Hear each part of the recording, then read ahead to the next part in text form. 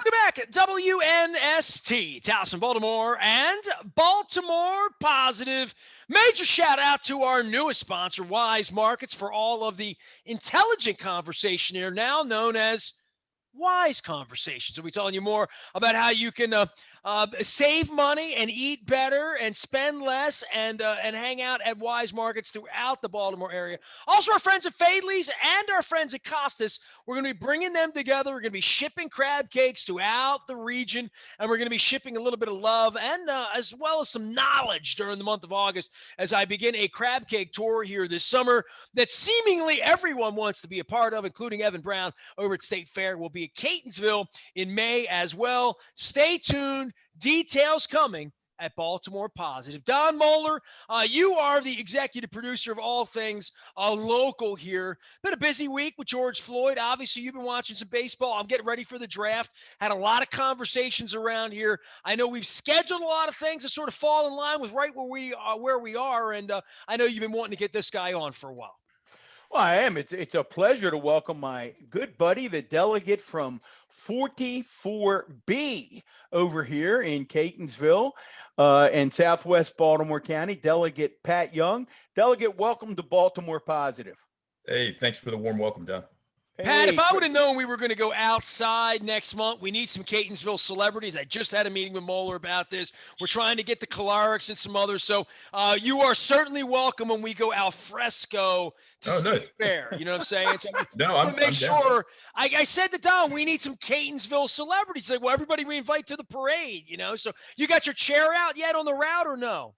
I have a spot picked out. We got a family little plot. It's almost like, it's a family affair. So we'll get it out there. Like when it snows, nobody can come in there and sort of squat on it, or is it all right?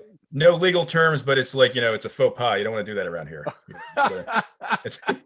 Hey, before we it would be a shame if something happened, is what it would mainly. Yeah. Before we get into all the politics and everything happening, local, state, national, actually want to talk a lot about your career. But before we do that, Nestor is about to go on this odyssey, man. Homer has nothing on him. He's going on the Great Crab Cake Odyssey. Well, and you can't say State Fair the answer to this, by the way, just so you know, because I've already invited you. All of our guests,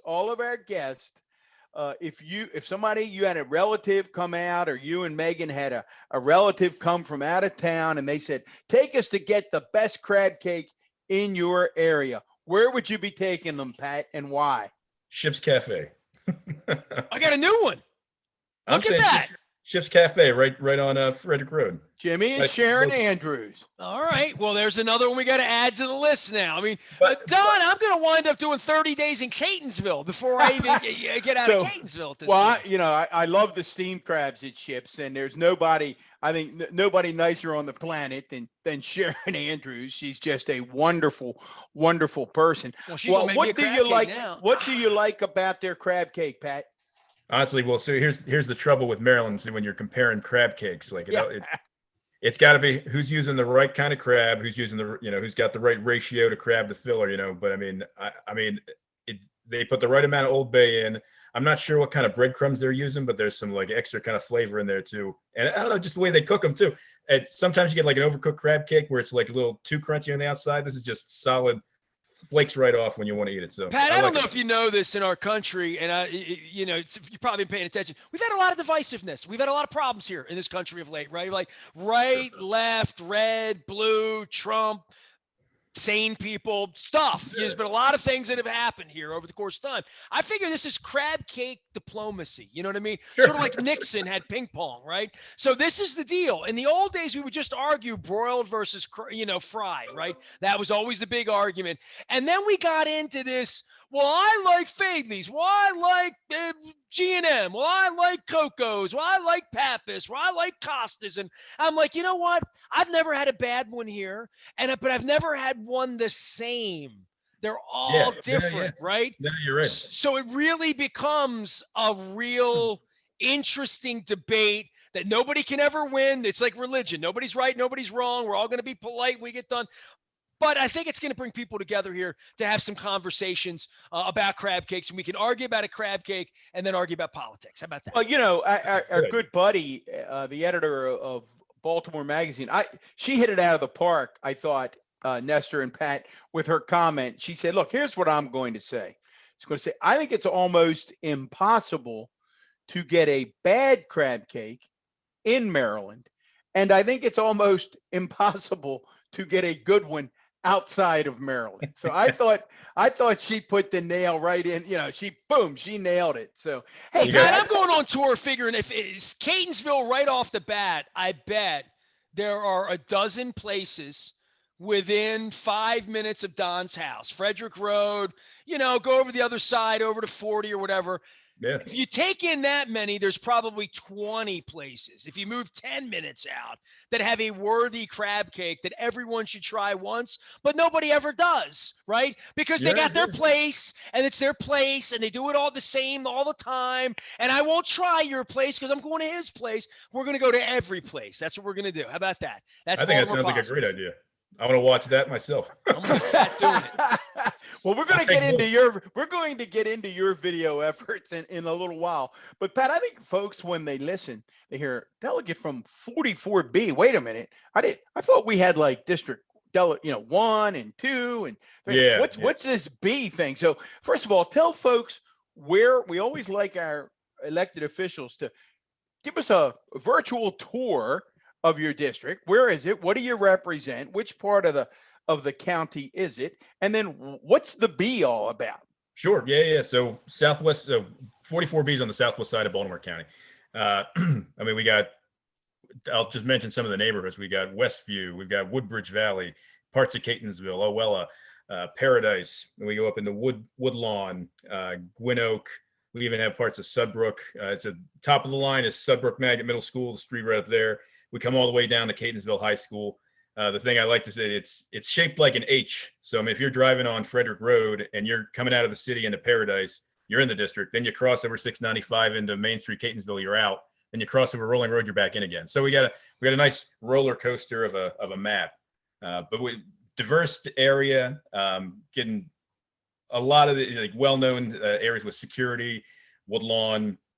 And it's 44B. So like most districts, when it's just a regular district, it's just like 44 would be 3 members, but 44B is a sub-district of the greater 44th. So we have 2 members, myself and Delegate Sheila Ruth, and 44A is in the city where there's 1 delegate that gets elected, and that's Delegate Keith Haynes. Is there any part of Paradise that's in the city? I need to know this because I don't think so, right? No. Yeah, you're coming out of the city and you pull right into Paradise. I keep saying to my wife and I, we're going to list our place with Jeff Moeller and Gary Homes. By the way, home's going to be on the market next week, nice. We hope. Pictures are being taken next week, so we're getting ready. But I said to my wife, if we leave the city, I'm only going to leave the city. We can move to Paradise. It's as close as you're going to get, right? You're right on the line. You go down Paradise. You take number 8 streetcar. Go past it, as Damian and Doherty and I like to remind you. Then you're in Irvington, and then Pat and I are St. Joe boys. We can do the St. Joe fight song if you'd like, but you go right down the number 8. See, what's going to happen is I'm going to go on the radio and say to people, I listed my condo with Moeller and Gary, and he sold it quickly. We got top price. We made Alec a bit, and I moved to Paradise, and people are going to think I moved back to Dundalk. No, that's true. It's wherever you are. I guess wherever you are, Nestor, it's Paradise. But so the southwest part of Baltimore County, Pat, I'm interested in. We always like folks to tell their story. Sure. Your story, and we always start with sort of this general question about where did the commitment to public service come from? And in your case, it wasn't only public service. It was service to the country in Iraq. You're actually a decorated veteran from your efforts in Fallujah. And I've got to tell you, Delegate, my thought, I want to talk about why you chose the military. And when I've known you for a long time, and I don't know that I had Fallujah on the brain in our relationships. And when I read Fallujah, I thought, man, I'm thinking that's some of the worst firefights. In terms of when I think of Iraq and Fallujah, I'm thinking of these awful firefights. And I'm just wondering how you ended up in the military and what was your experience in the military? So, I don't want to take up all the time because that could be a whole show in itself. But I think I knew I don't know when I knew, but I knew generally at an early age that I had an affinity. I wanted to join the military. I didn't know which branch. Funny enough, I was recruited right on Frederick Road, where is now the new market. Used to be the recruiting station. I remember doing pull-ups right there. I think now is the main entrance to the new market. Went to the Army, went to the Navy, went to the Marine Corps. The Marines impressed me the most. Realized that I think this is what I was going to do. I did all right in high school. We don't need to go into that kind of history, but I did all right. But I didn't feel like I was ready for college. I didn't think I was gonna. My mindset was in the right place, so figured I'd maybe get a little bit more serious, grow up a little bit. But that was Don and I had a conversation on the recon earlier this week about like ROTC, and we were talking about training cops and kids who would want to be a cop and go on that track at 13, 14, 15. In the same way, when I met Don in 1982, he's my high school guidance counselor. I wanted to be a journalist, all I ever wanted to be, and I got on that track. If you want to be in military and you discover that, that would be a smart way to go, right? And I think I'd been a member and still a member of the Knights of Columbus. Right on Frederick Road too. Now that I'm talking the story out, it's really all local to Southwest. Maybe hungry when you mention 818 Market, by the way. Right. I'm thinking there's another place I got to get a crab cake. So there you go. So I mean, these older guys who'd served in Korea and Vietnam and World War II just would tell these stories, and they were always there. They were always active in the community, and kind of just took their example and figured that if I want to emulate these folks, I probably need to have some service myself. This was back in 2001. I graduated from Mount St. Joe in May, senior week in June. I was at boot camp in July, and when September 11th happened, I had another month left of training, and I signed papers to be active duty infantry in April when I turned 18. So I joined and signed the papers when we were in peacetime. While I was in training, we shifted right to wartime, and that was my. How old were you when you landed in Iraq? First time in your life you got off a plane, you're landing in Iraq in the middle of a war. How old are you? The 2001, I turned 18, 19. I was 20 when we landed. 2003 was the invasion, and we were in country for about a month. Then we got pulled out, and then I came back, trained for 9 months, and then I was back in country with a new group of Marines for 9 months. So from 2004 to 2005 was my second tour, and during that time, by the second Battle of Fallujah happened in November, we had been on the ground, my infantry unit, for about 7 months, and the way the Marines do it, we rotate out every 6 months, 7 months. So by the time November rolled around, we were the most senior infantry unit. We already seen some combat. We'd been trained, and we kept getting told like the entire time, there's going to be another assault on Fallujah. There's going to be another assault. You guys are going to be in it. We don't know where or how, but you're going to be in it, so get prepared. Sure enough, we went right down the center of the city in November, kicked off November 8th. And we were engaged for an entire month. We didn't get pulled out until December 8th. Pat, and if you're not comfortable, I want to respectfully say this. If you're not comfortable talking or reliving some of that, you just tell us. But can you describe, because I did not serve in the military. I was in that time when there was this draft lottery and my number came up high enough. So it was the Vietnam era, and I ended up not serving. I don't know. I've seen movies. I've read books. Describe for those of us in our listening audience, what do you say to folks about that experience? You said we went right down the middle of the street. To this day, 20 some years later, what do you recall about that experience, Pat? So I mean, again, I don't want to take up all the time here, because I've kind of talked about the experience. Well, we're coming to State Fair for crab cakes. I already told you that. Hey man, we can figure that out too, right? Yes, but I don't mind talking about it. I think it's more than just saying like, you're excited, more than saying you were scared, more than saying, I got to be honest. I mean, when you're in the Marine Corps infantry, I mean, when you in any infantry unit, like all of your training is based on the big show. I mean, engaging with the enemy engaging you. There was a level of excitement and uncertainty, but also a feeling of the fact that, you didn't have a choice in the matter. I mean, I think at that time, if anybody would have asked, we'd all would have said, yes, absolutely, send us in. But there was a fatalistic piece to it, like we've trained for this. This is what we've been preparing for.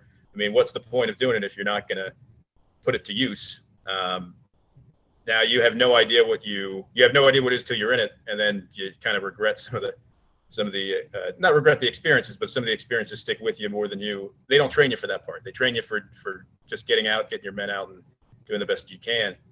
But there was a fear associated with it. There was a level of uncertainty and a level of acceptance. I mean, I think at some point, especially when it kicked off, the night it kicked off, we're all lined up in sticks, ready to get into our tracks to go into the city, and they just rounds coming out of the city, going into the city, like they're shooting artillery, like explosions going through, and it shut all of us up.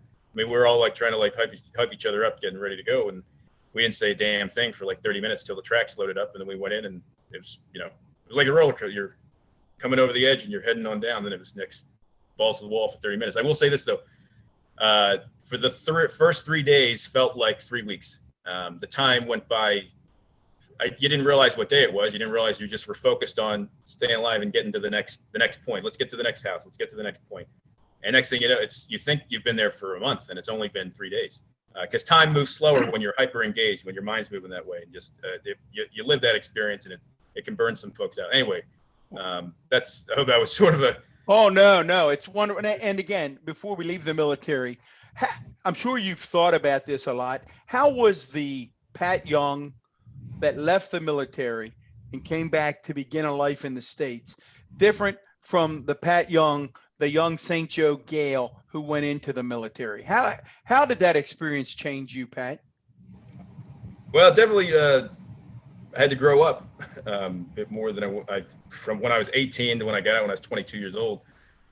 A bit more serious. I mean, even my wife knew me at the time. We weren't dating. My mentality was different. I mean, like I could be the, where's there a party? Let's have a good time.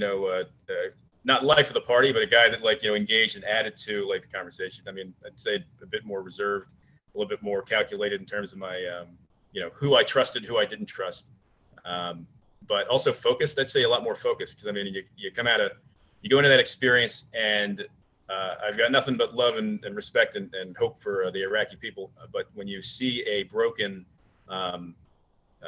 country, and you go in and you have intentions to assist in some way, in what little way you can, you realize that even back here, we're on a very thin line between chaos and order. And I think it kind of motivated me to play a role that I hadn't thought about playing prior to the service.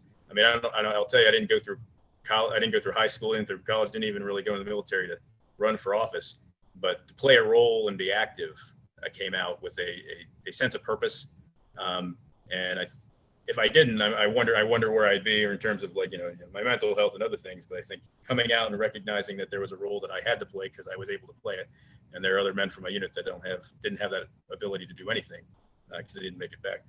I will say this too. I mean, you brought up my service, and I ended up getting a combat promotion out of Fallujah for leading my team, which I feel like that was one of the things I was most proud of in my time in the military, was serving with these guys, but also after going through that and then being recognized by my unit to be promoted to a corporal was one of my biggest achievements. Yeah, I usually don't allow the guest here to sing the Mount St. Joe fight song with Don. I don't encourage that. But given that you didn't have any fun as a youngster, you guys do whatever you need to do on the program here. No. Right? I had plenty of fun in high school. That's actually also why I joined the military. But that's what Rafael Alvarez said, and he said that apparently his pee wouldn't have gotten him into the military. He was hiding out behind the tower or something. Something about plants and vegetables and cannabis legal. I don't know, something like that. We are with Delegate Pat Young, District 44B. So, Pat, you're elected in the House of Delegates. You just finished really one of the most amazing sessions in the history of the General Assembly. And I don't think that's hyperbole. So, tip of our hat to our good buddy, Speaker Adrian Jones and President Bill Ferguson. Amazing work down there in the middle of a pandemic. Leadership ethic, amazing. Amazing. Well, we wanted to tell us what you're proud of in this session when you look back. What did you guys do that you say, daggone it, we did good work? So, I mean, well, for me, and I'm on the Appropriations Committee, so I deal with all the spending of the money, not the collecting of it. We left last year, and as you mentioned too, I mean, you didn't mean it was hyperbole. We left last year expecting a hole, like a deficit that we didn't know it'd take years to kind of come back from. We didn't know. Everything was being shut down. We didn't know how long it was going to go on for. So we were getting monthly updates on what the budget outlook was going to look like. And it was bad. It was awful. We didn't know what we were going to expect. And then as time went on, we got close to the session. The economy was doing better than expected. Federal stimulus money was coming in to the point where we started sessions still a little uncertain, but with a path forward. We've been able to leverage federal funds and funds that we were able to allocate just from the better expectation of the work of the economy to fully fund our rainy day fund, put back all the money we took out to deal with the pandemic since last year, able to get rid of the structural deficit for the next 2 years. We don't expect to have a deficit for 2 years because of the way we've been able to manage how we're going to spend over the next 2 years. And all of it was possible because of working with our federal partners, working with the Appropriations Committee and the Budget and Tax Committee on the Senate side. The work we were able to do with the budget and the capital budget, schools are going to be built. Overrode the governor's veto when it came to Schools for a Future and our 21st Century Schools program. We are moving forward with that. I'm extremely proud of the work we were able to do with police reform. I think, especially talking about it now with the verdict on the Chauvin case, that we're nationally, the conversation that should have been happening decades ago is happening now.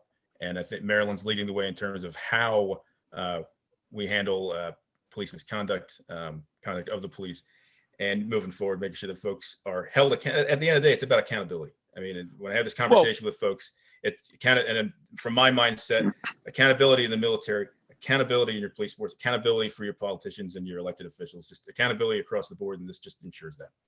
Well, people are, again, not hyperbole. If you're paying attention, if you're reading news sites from around the country, they're pointing to the success of the Maryland legislature and what they did in police reform as a model. So I think you all are going to be getting a lot of inquiries, a lot of visits. And again, just congratulations. Now, on the fun side, Pat, Nestor, I don't know if you've seen any of these. I'm going to encourage you. Anybody out there, you have to go Google, just go to YouTube and put in Pat Young fireside chat. I don't think you told me words. the most unique. I describe for our listeners what a Pat Young fireside chat is and where the idea came from. Okay, I'm sorry, guys. My office and I have been doing these fireside chats for about 2.5 years now, where I have a fake electric fireplace and a very large portrait of a wooden ship. Is this different than FDR, or kind of the same, or inspired by? You can't say it's not inspired by, but the satire piece has to come from like Saturday Night Live or something, because I'm chair of the Baltimore County delegation. I moved into a larger office at the beginning of this term after the 2018 election, and I was just like, the office is too big. It needs a fireplace. My aide looked at me like, we can get a fireplace. I'm like, I'll put an electric fireplace in there. And they said, fireside chat. I'm like, that's a video I do. I would do a video like that because I thought we could make it entertaining and informative. See, all you got to do is get a green screen. You could be anywhere you want to be. Well, I mean, but we travel around with this thing. So we've gone in front of the governor's house. We've gone to the floor of the house. It's fireside chat moving around. It's like, where's Waldo? Is it a little between the ferns, kind of, sort of? Like, actually, so I mean, I was aware of Between Two Ferns, but I got to be honest, like that did not inspire us to do it. But after we started shooting and I watched them, like, oh, it is sort of the satirical, like, interview / like we're joking, but we're interviewing somebody serious. So it does have that feeling to it, but it was not an inspiration for it. People thought I was joking when they were taking Baltimore Positive seriously. Then they realized they tune in. I still joke, Well, you need to have a little fun. And I will tell you, Esther, that my favorite, and I watch them all. My favorite is the one early, I guess 4 or 5 months into the pandemic. You were locked in your house and you came out in your pajamas and you had your Nestor hair working. And you decided to take over the house. Nothing wrong with my hair. And your wife, Megan, kept throwing you out of every room. Did you have to twist Megan's arm for the cameo? Or did she say, hey, I want a piece of this? As long as she's giving me a hard time, she's all about being in the video. Even in the first one too, she popped in because I had my staff come out and we shot in front of my house. And she walks in like, you brought your staff all the way out here just for this? And it's just a quick clip, and then it cuts to the next day. Well, great. Again, folks, YouTube, Pat Young, Fireside Chat. Pat, you've been very gracious, and we're gonna have you back on as a regular. But Sure. anybody who follows Baltimore County politics knows that Councilman Tom Quirk had a very successful career, real strong legacy out here in the county. He's decided that he's going back into the private world. He's had enough, and he's going to sail off into the sunset. And one of the names that I keep hearing thrown around that might be taking a look at that race is Delegate Pat Young. So we always like to ask folks if they're ready to break any news on Baltimore. This is where he puts you on the spot and you Right, I was regret gonna coming say. on. Yeah, I should have known as soon as I agreed to come on. Don, I regret my friendship with him once a week. He regrets this twice, so it's fine. Yeah, so Don, it's been, I know I've talked with Tom. It's been brought to my attention too. I know that he's been doing well with his business. He's done well for the Southwest. Not gonna say I haven't looked into it. I'll just mention that there'll be some announcements coming in the next few weeks. But and as soon as that happens, I'll be, happy to talk about my future plans, and we could dedicate so it's an interview on that one too. So safe to say you haven't ruled it out. I have not ruled it out, and I'll be making some announcements soon, so to clarify everything too. So, Pat, how do you see the difference in the two roles? Out of curiosity, if you decide, what's the difference between a council? Well, folks, Nestor loves the social studies part of this. What's the difference between the role of a council member and a role of a state delegate, as you see it? So I think the easiest, maybe one of the easiest ways to put it would be, you got, when you're at the local level, bread and butter issues, making sure the trash gets picked up. Things that people are caring about. If your trash doesn't get picked up, you're going to your councilman. You've got a pothole on a county street, you're going to your councilman. Constituent services. And it's still the same thing on the state level, but you're really thinking about local local issues that really affect local communities that are focused at the local level. State level, big picture things. Like I get a chance to submit legislation that deals with and affects veterans for across the entire state. At the local level, you would focus your legislation on, or even work in the council on things that would help veterans in the county, or things that would help your district just at a county level. So at the state level, get a big picture, 30,000 foot view, and sort of have an impact across the board. County level, really hyper focused. What do your neighbors need? What do you need? Growing up on this side of town, what do you see that could make it better? And zoning issues related to that. State doesn't deal with that, county does.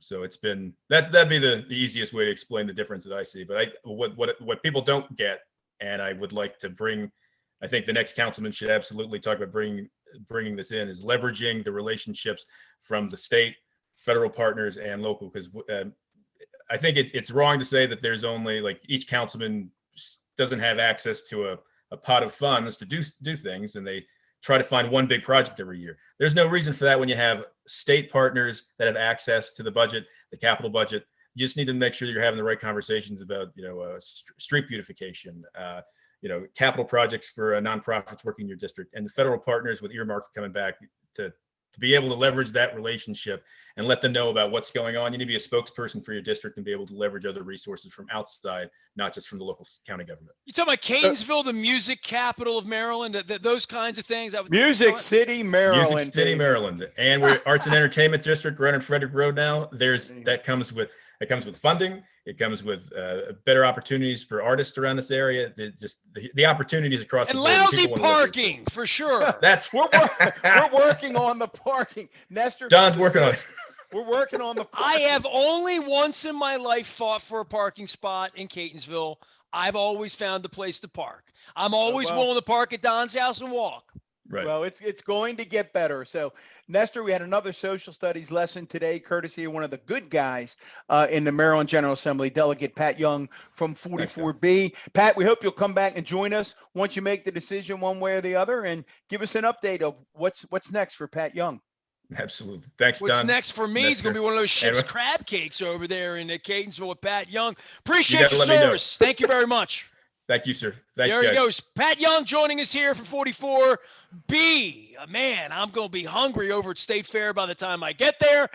somewhere near paradise. He is Don Moeller, former Baltimore County executive, on behalf of all of our sponsors, including our friends at Fadley's, where you can ship those crab cakes to you. We're going to be kicking off our tour at Fadley's next month, right when we're kicking off Preakness Week around here as well. He's Don. I'm Nestor. We are WNST.net, AM 1570. Towson, Baltimore. We never stop talking Baltimore positive.